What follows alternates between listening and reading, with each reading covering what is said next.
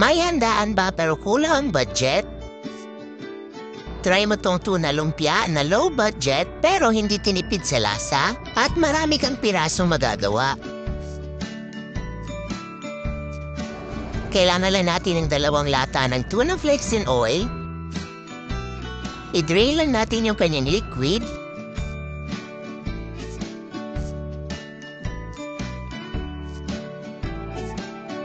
Tapos maglalagay tayo ng minced onion, minced garlic,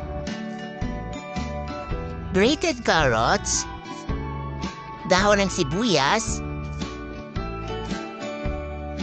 1 cup ng breadcrumbs,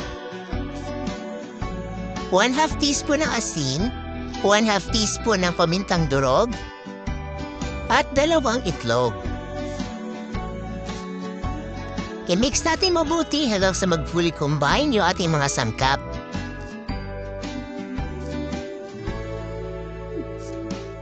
Kung meron pa kayong extra budget, pwede kayong maglagay ng cheese. Kung wala naman, ay pwede nyo na itong skip. Matira-tira lang naman to sa ref yung nilagay ko.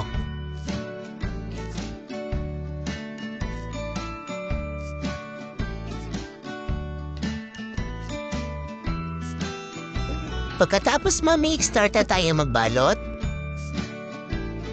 Para mas marami tayong magawa, ganito yung style na gagawin natin. Maglalagay tayo ng konting filling dito sa gitna. Then i-fold. At tupiin yung magkabilang gilid.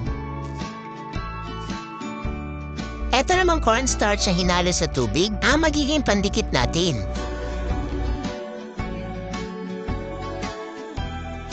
Kung makikita nyo, medyo mahaba itong ating lumpia, kaya hahatiin natin yun sa gitna.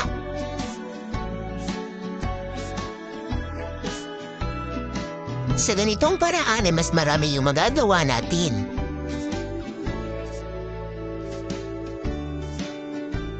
Ito na lahat ng ating lumpia, eksaktong 54 pieces yung nagawa natin dito. Sa 2 lata ng tuna ay marami tayong nagawang lumpia. Start na tayo magprito, half lang yung niluto ko dahil ulam pa namin yung iba bukas.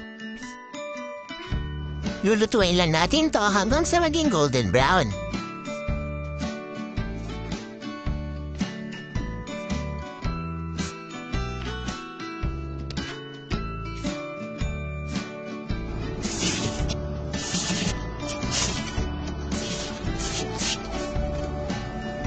Partneran nyo rin to ng sweet chili sauce or maanghang na suka. At ayan, ready na ang ating low-budget tuna lumpia. Kung naghahanap pa yun ng tipid tips ulam at pambaon ng mga kids, pwede ito. At kung mayroong mga okasyon na ayaw niyong gumastos ng malaki, pero marami na makakakain, itry nyo na to. Ilalagay ko na dyan sa baba ang kompletong listahan ng mga sangkap. Enjoy!